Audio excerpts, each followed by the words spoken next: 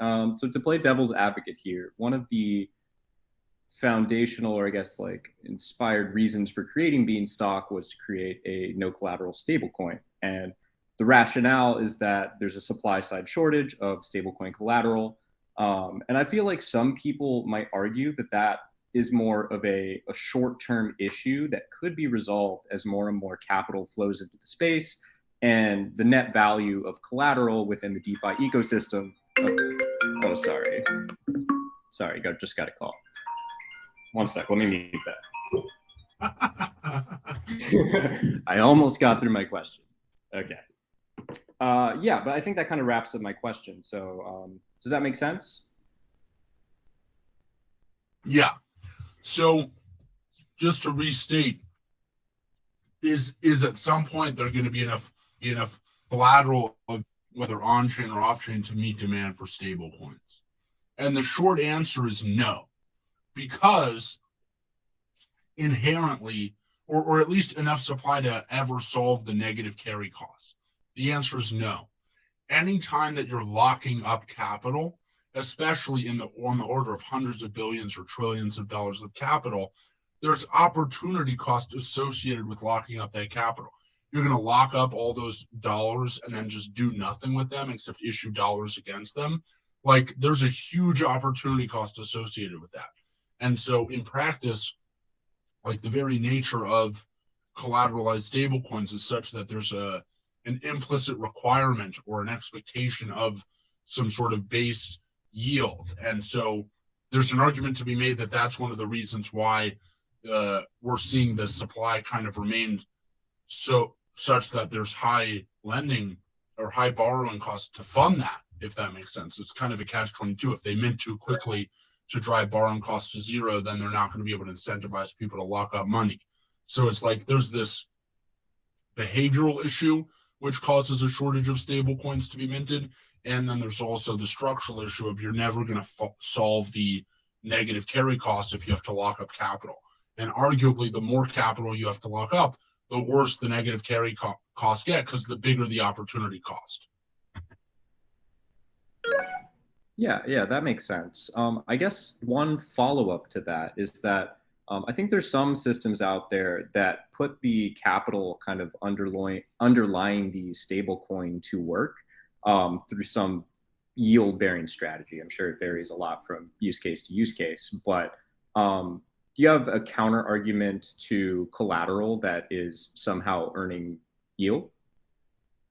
Well, you can earn some yield, but at the end of the day, I mean, we're and maybe it's changing over the short term, but certainly in terms of real rates, we're in a negative rate environment. And so the idea that you're going to be able to pay for locking up a large amount of capital through some sort of yield strategy on the order of trillions of dollars, it's impossible effectively. There's no such opportunity. Gotcha. Well, thanks for answering the question.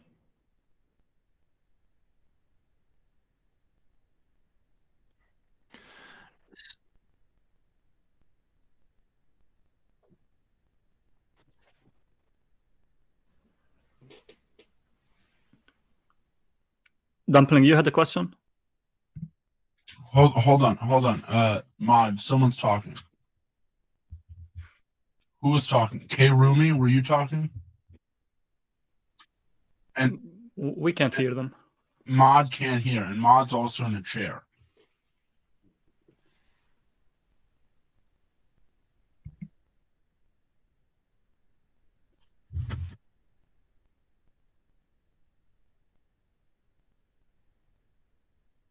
Can you change chairs? Try changing chairs.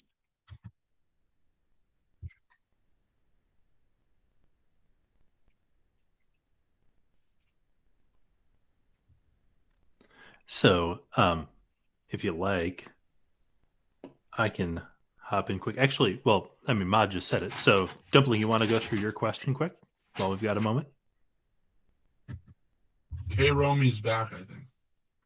Oh, okay.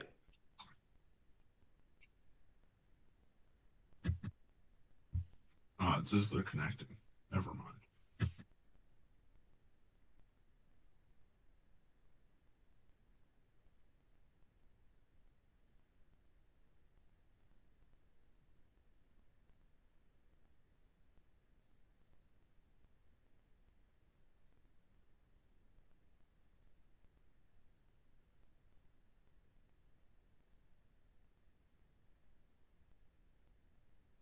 What's going on?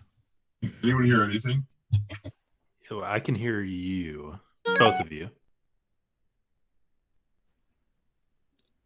I heard Yeah. Romy. Can you guys hear me? Could you hear Romy's question just now? Yep.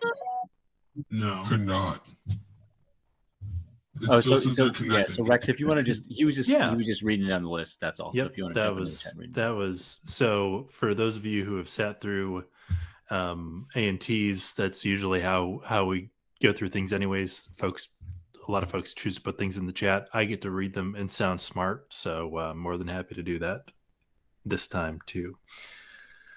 So Ironkek asks, can the team go into why they use a TWAP oracle and not a Chainlink oracle, and why the protocol isn't susceptible to flash loan type attacks?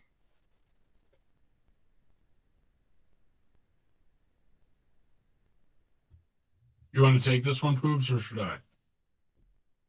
Happy to. Kind of in short, we don't feel like Chainlink is sufficiently decentralized for Beanstalk. The time-weighted average price mechanism takes the average price weighted over the entire season.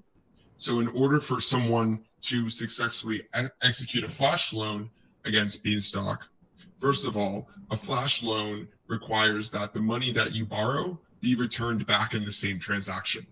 So example, you take a flash loan from Aave. You borrow, some ETH from Aave. You buy beans in the Bean ETH Uniswap pool. At the end of the transaction, you're required to return that ETH. So in some way, you essentially have to sell those beans back such that you can return them to Aave. Because the TWAP counts every second as a part of the average price, the flash loan in effect had no effect on the TWAP because it was instantaneous. There was no actual time passed where the price was incredibly high due to the buy of the flash loan. Now, it's important to note that, we don't necessarily think the TWAP of the Bean ETH Uniswap V2 pair is the best on-chain oracle that is the most decentralized for Beanstalk. And, we're constantly looking to innovate on our oracle solution. And, as Beanstalk continues to grow, if anyone has a proposal for a more efficient on-chain, decentralized price oracle for ETH, we'd be happy to, hear out the argument. But the main thing is that it's on-chain data.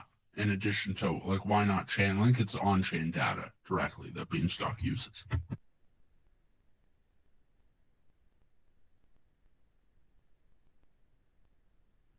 All right. So next, if you want me to keep going, I can keep going. I'll read through the chat. Questions?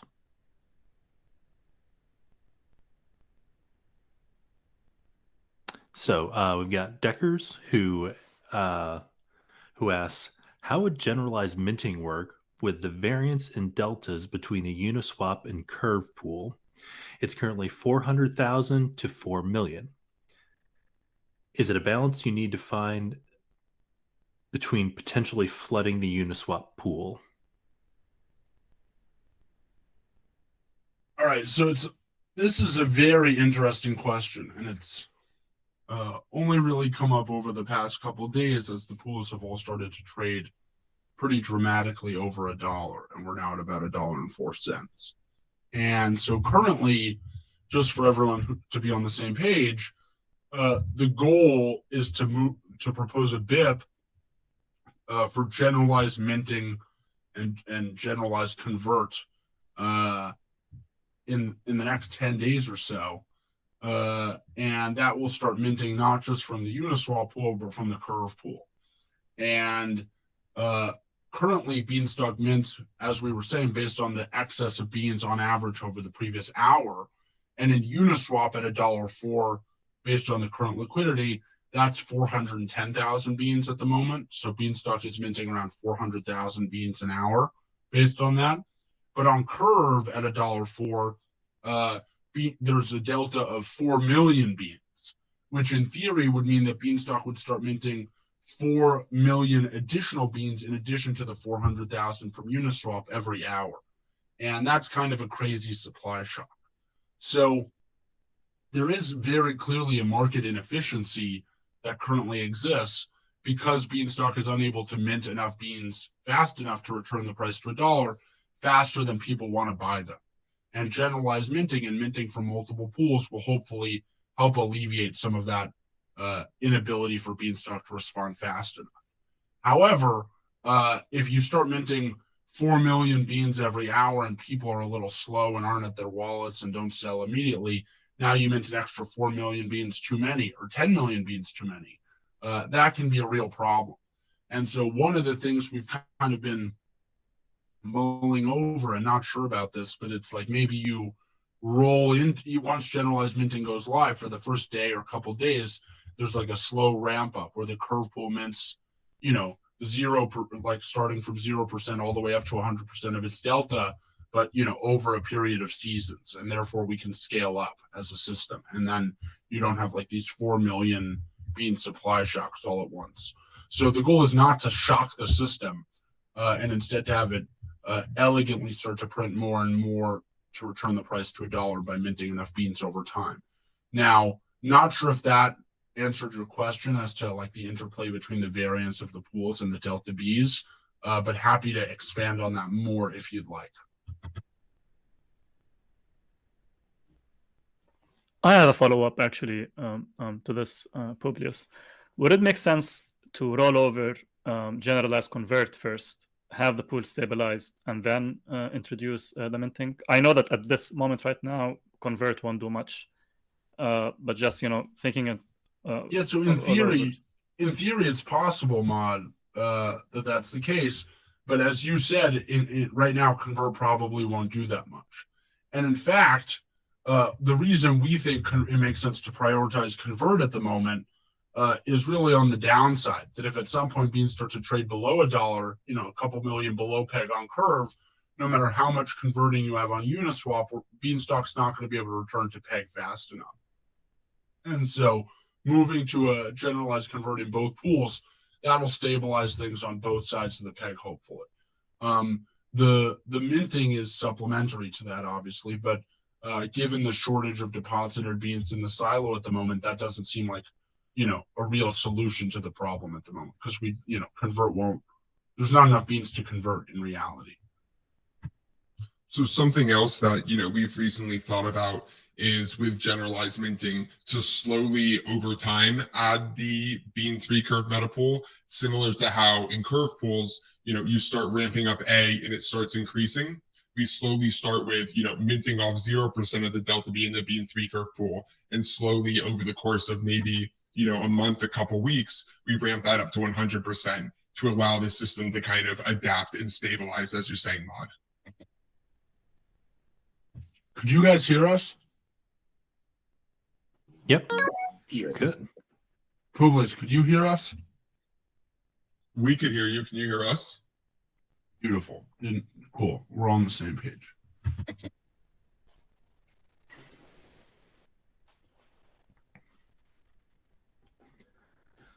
Okay, next.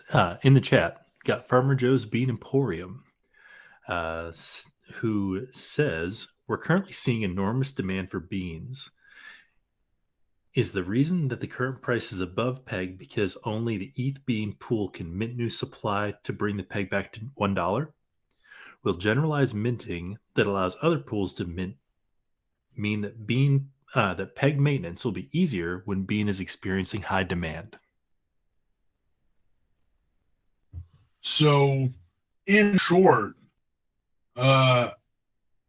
yes. Right now, there is excess demand for beans, and people are willing to pay above $1 for beans because, they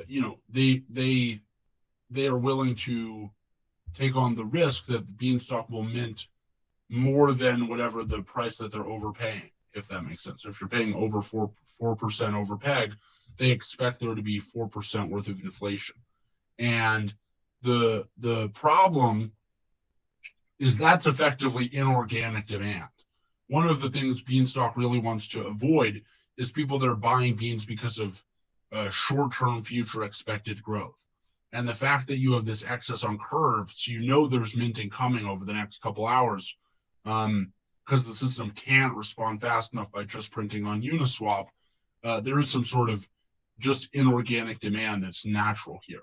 So moving to generalized minting should nip that in the butt to a large extent, hopefully.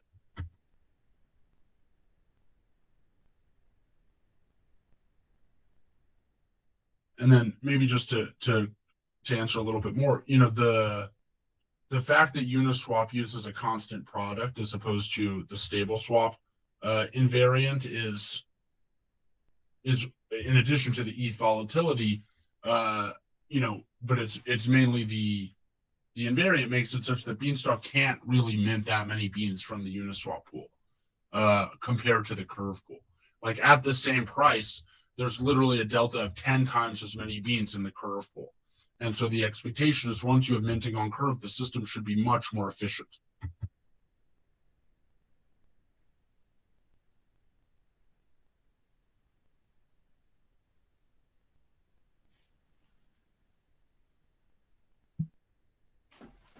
All right, next from BD26. Question. Beanstalk has been attracting creditors because of the high returns. After that stage, what is the strength or tool that Beanstalk will offer to attract people? In other words, what is the final product? So Beanstalk will always, in theory at least, offer a sufficiently high enough weather or interest rate to attract creditors. So that is how it is able to maintain price stability. That's a separate question from where is Beanstalk headed. And if you think about product market fit for beans, at the end of the day, if you think about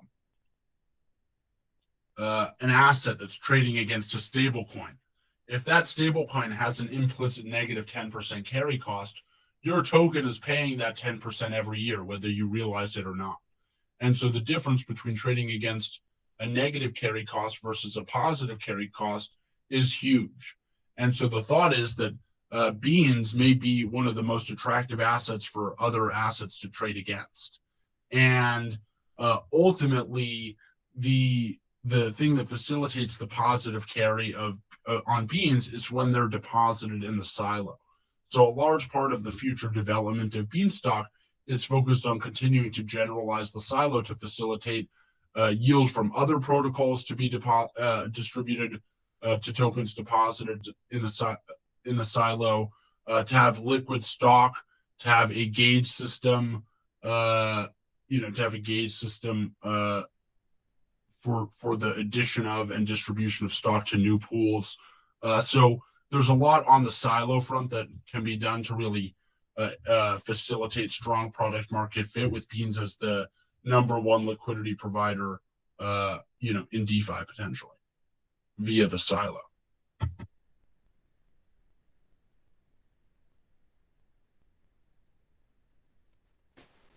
All right, Dumpling. I felt bad. Realized that we were starting to go through the chat, and you had your question. I see your question in the chat. Do you want to come up and ask it on stage? No, why don't you just read the question, right? Okay, no problem. So, Dumpling's question is about increased soil as as new bean prints go higher. There's a lot of talk in the econ section this week about this question. Wouldn't it help us deleverage quicker if we didn't increase the soil beyond a trivial amount to gauge demand when we're above peg? Well, there's a question. That is a great question. Ultimately, we would make the argument that the elegance in maintaining the same amount of pods outstanding. So just for reference, under the BIP9 parameters for demand for soil, if Beanstalk is paying off debt, price is too high, it still needs to measure demand for soil. And so the question is, how much soil should be issued?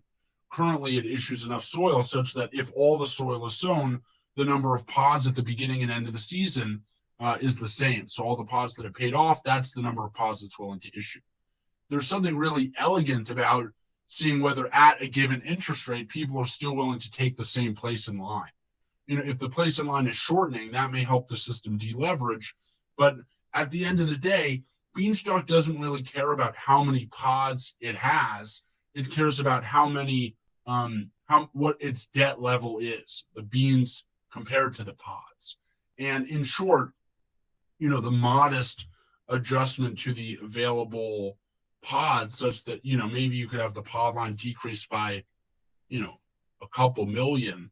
That's not really substantive in the grand scheme of things compared to making sure that you can take strong measurements of demand for soil and seeing whether people want to get in the back of the line in the same place that the line is, was at the beginning of the last season, whether there's still demand to get in that same place in line. That's at a given weather. That's a great way to take consistent market data in our perspective. So that's the elegance to the current model. That's not to say that it's correct, but that's where it comes from. And maybe one thing to add in there is that this is the maximum amount that the protocol is willing to offer. At some point, as the weather keeps on decreasing, you might reach a point where you're offering that much, but not everyone is grabbing it, and that would be like an equilibrium point. So this is the maximum that the protocol is willing to offer on top of it until it reaches, or it finds the right weather.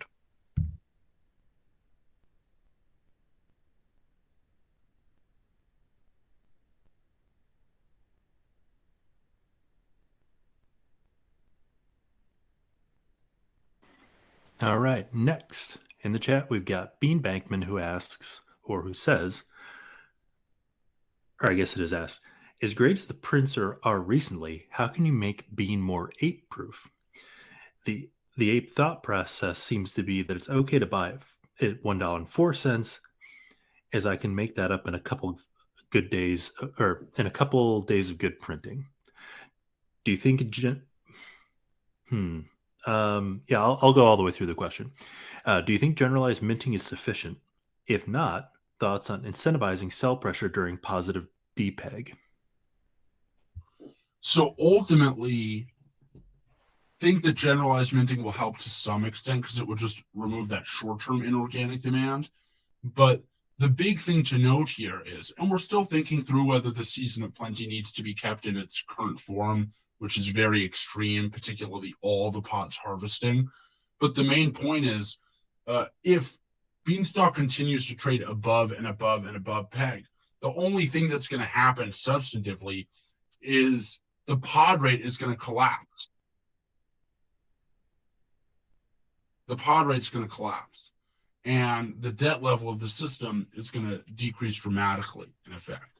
And the health of the system will improve very quickly.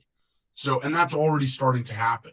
Beanstalk had a peak debt level of like 1,584%, and it's already down to like 1,100%, and dropping fast. And so the point is, even though people are willing to pay above a dollar for beans, Beanstalk at this current pod rate is very comfortable with that. At any pod rate that's too high, Beanstalk is comfortable with that. That's how Beanstalk deleverages. And at some point, if this runs out and Beanstalk doesn't go back to a zero pod rate, which is totally fine, whenever this short-term demand runs out, the whole point is hopefully Beanstalk will have deleveraged enough such that people are willing to lend beans to Beanstalk and get further back in the pod line than the current length. So that's basically, that's the perspective of Beanstalk, which is, as long as it's deleveraging, it's okay. And it's certainly deleveraging at the moment. So it would be better to deleverage just as fast with less upside volatility, if that makes sense. And generalized minting will facilitate that. But in short, at some point you still got to do it.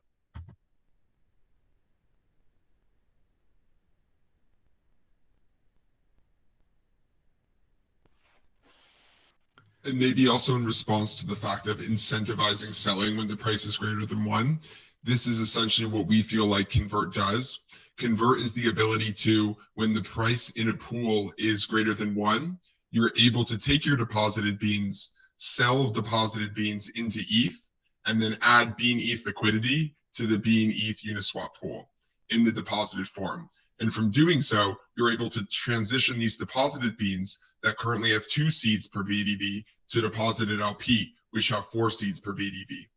And this feature is, what will come with generalized minting, namely generalized convert.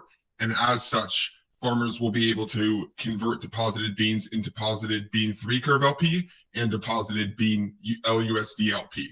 And so with generalized minting, all these more beans will be minted, which can then be immediately converted, helping us return back to the peg faster.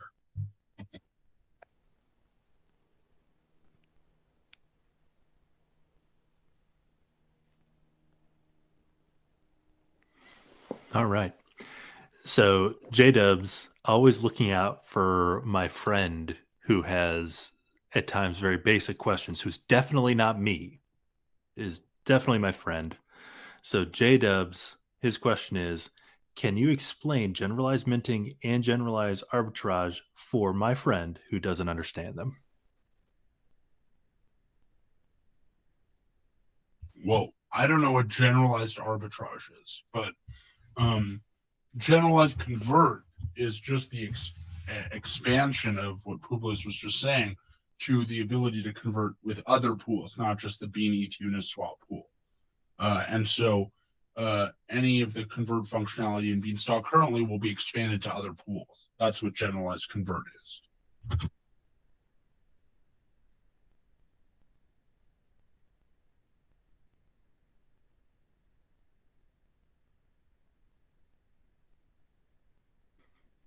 Okay, next question is from Dunks411. Question: Curve Gauge is going live soon, or already live. How are we thinking about bribes, and what's the timeline on that? So, bribes are kind of unsustainable, but what we were thinking is it may make sense to try to acquire sufficient Convex to basically stake and lock in the minimum 0.1% vote to in perpetuity guarantee some sort of gauge rewards. And the current math on that is that it would basically cost like a little under $1.5 million at the moment. And given that beans are trading, there's like $5 million above peg right now, 5 million beans above peg. The thought is that Bean Sprout may propose a BIP in the not too distant future to mint beans to sell into Convex to facilitate participation in the Convex gauge system. Excuse me, the curve gauge system via Convex.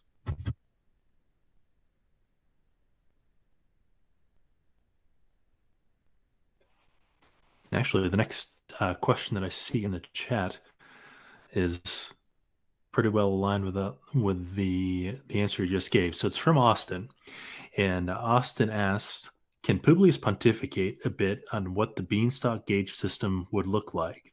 What exactly would protocols be trying to do? Obtain votes, or what exactly would protocols be trying to do? Obtain votes to get whitelisted in the silo?" Okay, so there's two things in practice. One is getting whitelisted for any gauge, and then the second is to receive gauge. So there are a couple things that remain unclear, but if you just think about the current structure of the stock and seed model, in effect, beans receive the lowest amount of stock over time. And particularly given that the intention is to not have seeds become fungible, we can just think about it as stock over time. So bean deposits, which receive 2 seeds, each seed receives 1/10,000th of a stock every season. So bean deposits currently receive 1/5000th of a stock, or 2/10,000th of a stock every season. LUSD deposits receive 3 seeds, so 3/10,000ths of a stock every season. And Bean 3 curve and Bean ETH LP receive 4. And that's kind of the max. So they receive 4/10,000ths of a stock every season per BDV, Bean denominated value deposit.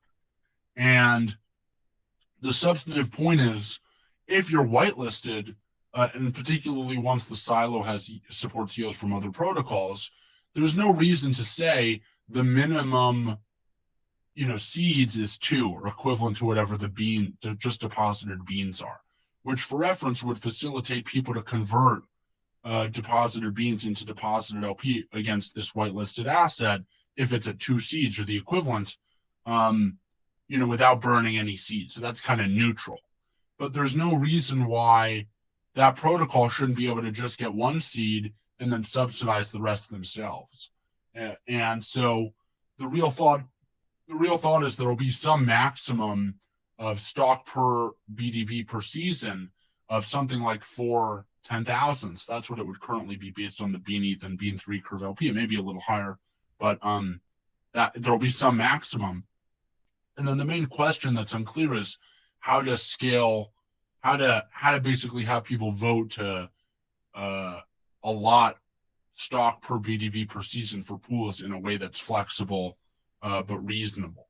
And the main question we're kind of asking ourselves at the moment, particularly having gone through the past week or so with trying to get the curve gauge proposal live. In reality, it was only 4 wallets that needed to vote to get the Convex proposal snapshot passed. And that's not very decentralized, even though we're very happy that it was passed and we're grateful for the people that voted. It's not the most decentralized governance process. And so in the grand scheme of things, we are very focused on decentralization of stock. And one of the memes in the Discord, which was made us very happy, is people complaining about stock dilution, and they're getting diluted. And it's like, yes, this is the way the system is supposed to work. Everyone gets diluted while they get paid. But at the end of the day, we don't want to create some sort of gauge system on top of stock that results in a high degree of centralization at a meta level on top of the protocol.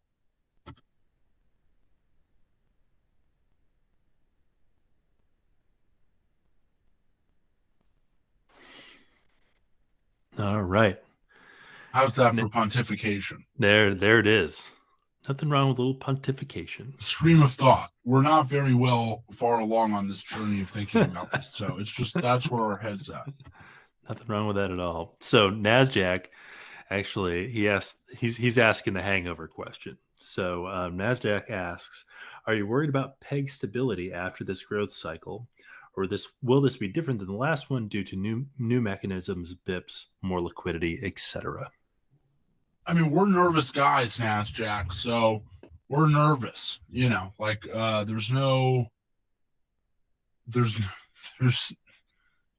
There's obviously people that might be joining right now that only want into the system at 150% APY. And when the system goes to 100%, they may leave. And then the people that came in at 100% may leave when it dips because the people that left at 150% leave. So at some point, this positive feedback loop will end. The hope is that the pod rate will have decreased sufficiently such that whenever the next mini debt cycle comes, Beanstalk is able to attract enough debt to return the price to 1 at some point. Now, thanks to the amount of liquidity that we have now and the converts, and particularly the amount of deposited beans that have been converted to deposited LP, the hope is that whenever there are these outflows, that some of that LP will be converted to beans, to deposited beans, and that will effectively create demand for beans or decrease the supply shortage. And then the other thing is, it is going to be very interesting to see whether people are waiting on the sidelines who don't want to buy at 104, but will buy at 95 cents or at 99 cents or 97 cents. Who knows? So a lot of it is up in the air. Obviously, Beanstalk is $5 million or 5 million beans above peg across the 3 pools right now. So there's like a lot of excess demand. So at some point, we do expect that will expire and Beanstalk will return the price of a bean to $1. How far below $1 the price goes thereafter is very unclear. But we're nervous, but that's because we're nervous guys. It's hard to feel bad about the state that Beanstalk is in at the moment. We're certainly overall would say that the system is in the best position it's been in since launch, currently. So that's a pretty good place to be.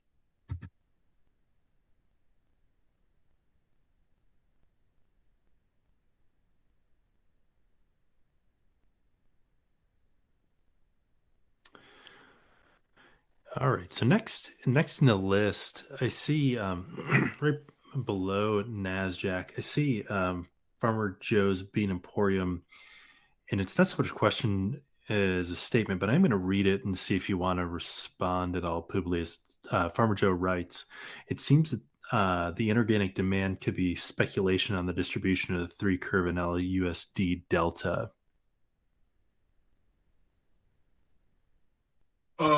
Yeah. I mean, well, ultimately, that is where the inorganic demand lies. So we would agree with that statement. Yeah, and as I was reading it, I was thinking that almost might be kind of a follow-up to an earlier question. All right, next question comes from Chris. Currently, the optimal pod rate is set at 15%. Is there discussion on adjusting this number? It seems like if Bean can attract creditors at 1,200%, Bean could increase the optimal number.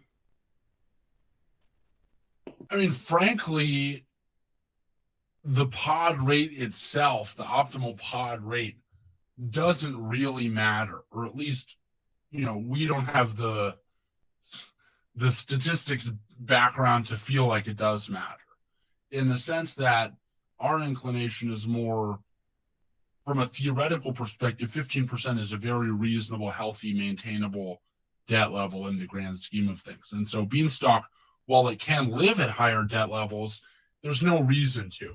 And if you think about sustainability as a credit-based system, the main thing that makes it sustainable is being able to attract demand for pods, for debt, for soil at basically any time. And maintaining a very low, healthy pod rate in the grand scheme of things, if it can attract lenders at 1,200%, great. If it ever gets there in the future, great. Hopefully it can attract lenders. But the point is, the system should try as much as possible to stay in a low leverage state.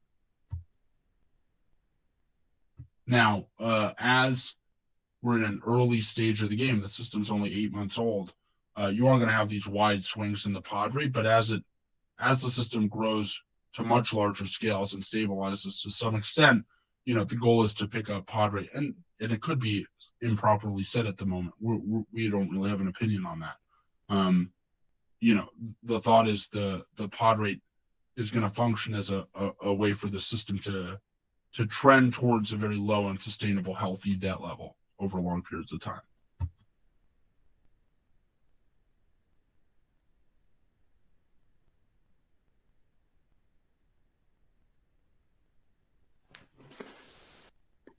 All right, and it's looking like Dumpling has almost a follow-up question.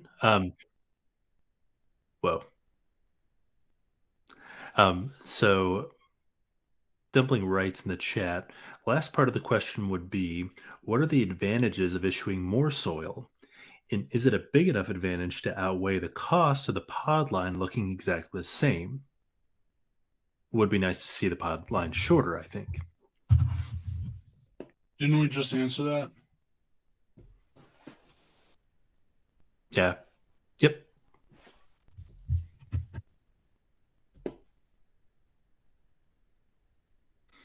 Okay. Next, IPO writes, can you talk about what the protections are internally in place to make sure that multisig cannot be compromised? More broadly, is there any key man risk that could result in a disaster situation?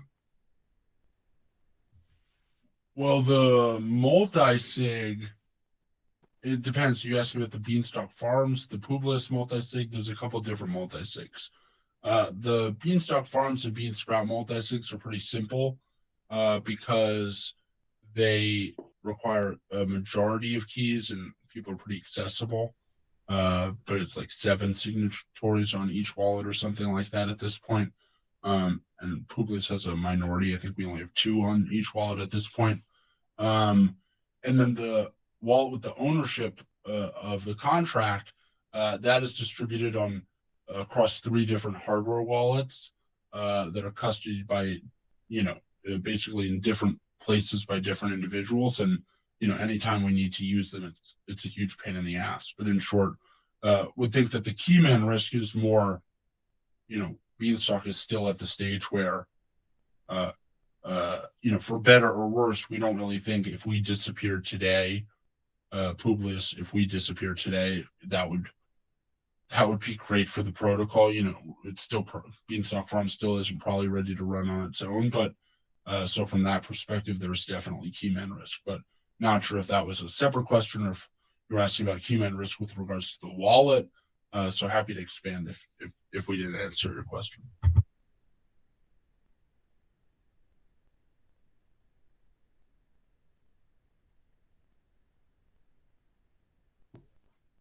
IPO, I guess I'll leave it. If you want to expand, you can either drop in the chat or come hang out on the side of the stage. We'll give you that opportunity.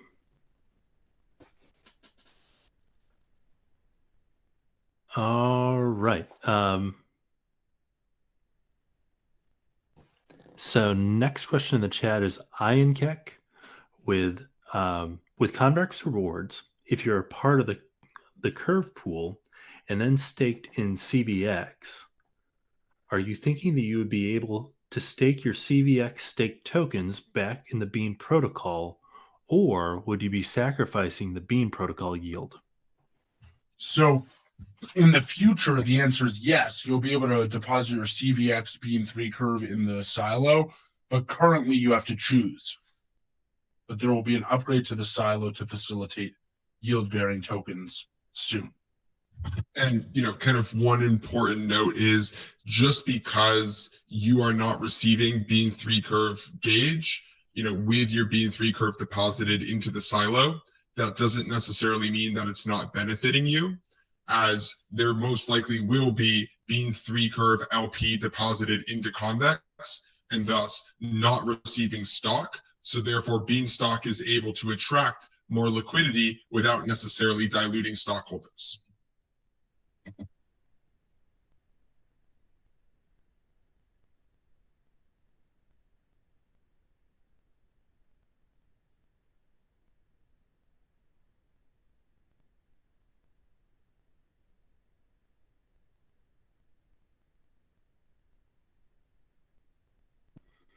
All right, looking down through the bottom of the chat, we may actually have reached. Yeah, it looks like we've reached the bottom of the chat in terms of questions. We've got a handful of folks on stage. Not sure if they're up to ask questions or not. If so, looks like I've got an open chair next to me, or the one podium's open. I have a question. Yeah. Publius, how did you solve the delta of the LUSD pool, or like measuring the difference in them? That's a good question. So, when we initially sought out to solve that math, it proved to be, extremely challenging from an algebraic perspective. Once we got to the part where we had basically been able to solve, for the price in terms of the other reserve variable, we were, already at something like almost probably 100 terms in the expression. However, we decided instead to just do some kind of Newtonian estimation where we just use a step function to where, we basically move the reserves a certain amount, calculate the price, and then, over time, slowly get closer and closer to the price until it converges. We were able to find an efficient step function kind of using some sort of like the derivative at the constant price times the difference. And, we were able to find results that converge in 3 to 4 iterations, which, on chain is a lot more efficient than actually trying to solve the math behind it. Just want to give a shout out to Naga King in the Curve Discord, as, this was a method that he had recommended, and Curve leverages several times in their contracts themselves. So this is, a kind of established method of, calculating, variables with respect to the curve pools. So just to add to this, this is also how they estimate it. So like the difference between us and what we see on 3Curve is. Yeah, I mean, it's a unique problem that they don't necessarily do. Kind of the problem is we can't assume that the price of LUSD is $1. And so instead, when we're calculating the delta B in the Bean LUSD pool, we're calculating we're basically need to solve for the ratios of Bean to LUSD using some external oracle to get the Bean LUSD price. We do this currently through using the Bean meta pool and the LUSD meta pool. By calculating the flash loan resistant price on those two pools, we're able to get the Bean LUSD price. And now comes the problem of, given a price, how do we take the current reserve balances in the Bean LUSD pool and calculate what the reserves would be at that price? This is very easy for Uniswap pools, given that the formula is simply x times y equals k. But on the curve side, it is pretty much near impossible to solve that same math, and therefore we used estimation. But they don't solve this exact same problem, but they use a similar methodology. Thank you. That was helpful.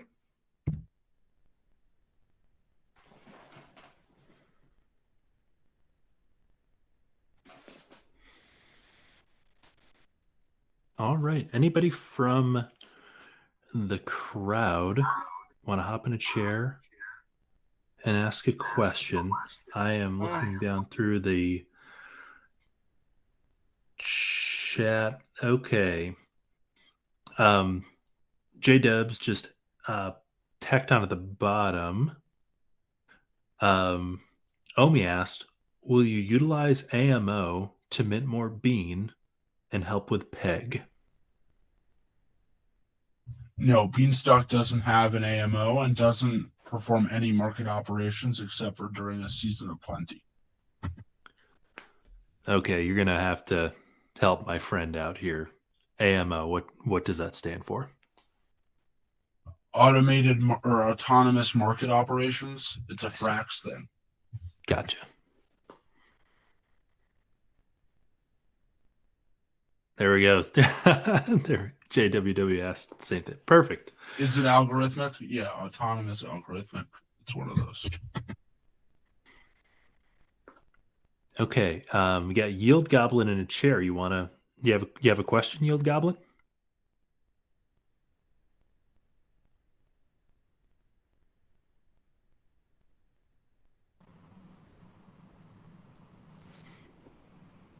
Yield Goblin, if you have a question, we can't hear you.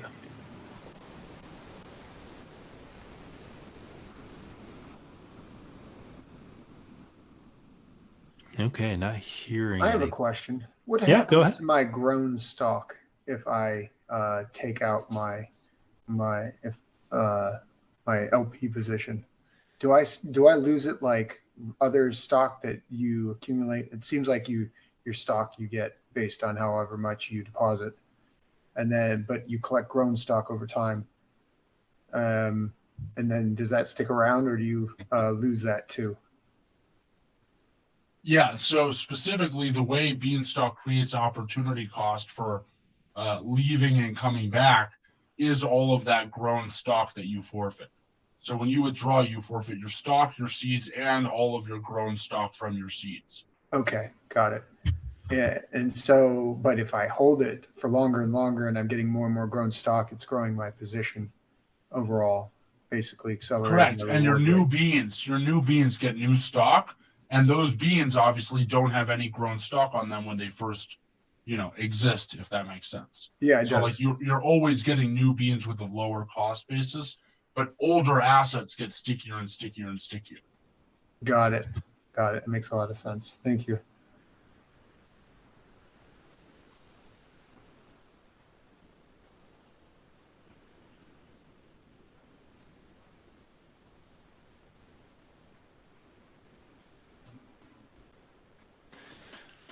All right. So back into the chat. So Anonymous asks, will AMOs, whether it's for seeding lending pools with Bean or to strengthen the PEG, ever be considered at some point in the future? So in short, that's one of the main structures that Beansprout can facilitate, which is seeding pools when necessary and such, to kind of solve short-term tragedy of the commons problems, but don't want the protocol to ever have a treasury or be responsible for doing that stuff, really. And maybe adding on to that, the idea of convert, incentivizing people to perform market operations by selling and adding LP or removing LP and buying is in some kind of, incentivized market operation of strengthening the peg. One thing, we kind of are interested in looking into is some sort of yearn vault strategy that users can deposit assets into, and it would essentially facilitate some sort of auto convert feature to where all the newly minted beans would be converted into LP kind of, on some distribution or schedule such that, there is some sort of, AMO, but we don't want to have any AMO natively in Beanstalk.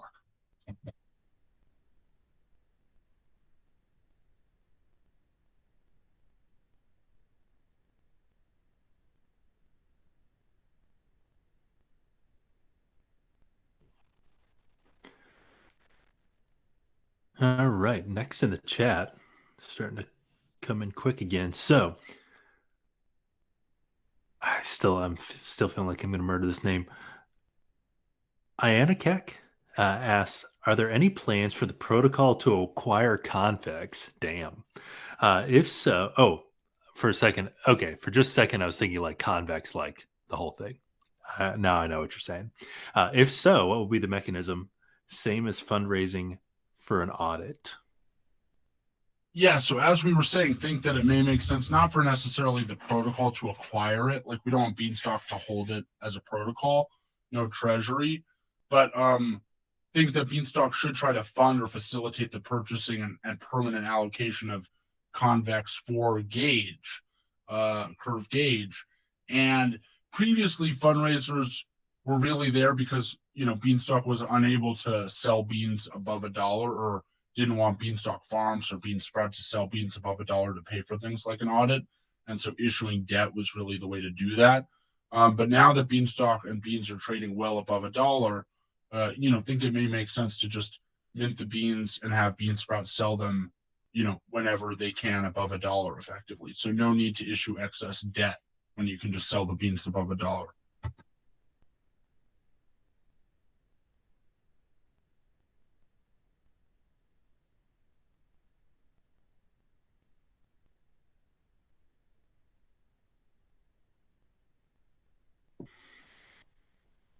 Okay. All right. Hashrash asks, what are some of the additional partnerships in the pipeline? Good question. It's a difficult question to answer. We don't like the word partnership. Protocols don't have partnerships. Protocols have integrations. The hope is to have a wide variety of different LP pools added to the silo whitelist in the not too distant future. And that will hopefully facilitate, integrations with a lot of different protocols, but not a big fan of the word partnership.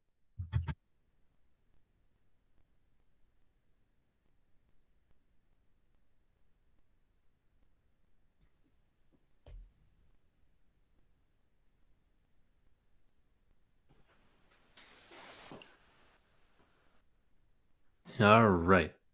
Next. So I'm your Hodlberry asks, without compromising anonymity, is there any other info you can give regarding the background of the team? Well, so the team is pretty diverse at this point. There's like 50 people working on Beanstalk. Publius is, we're going to refrain from basically saying much other than, we're a group of friends from college. That's how we know each other. We have different backgrounds in computer science and economics, and have been in crypto, individually for 5-6 years or so on the high end. And, there's an ambiguous number of us. So that's what we're comfortable sharing. But, hopefully that's sufficient.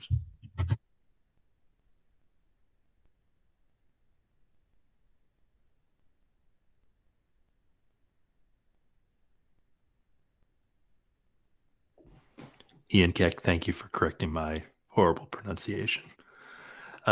So Ohm asks, Omi, man, I'm still just wrecking them. Win concave bean bond. When?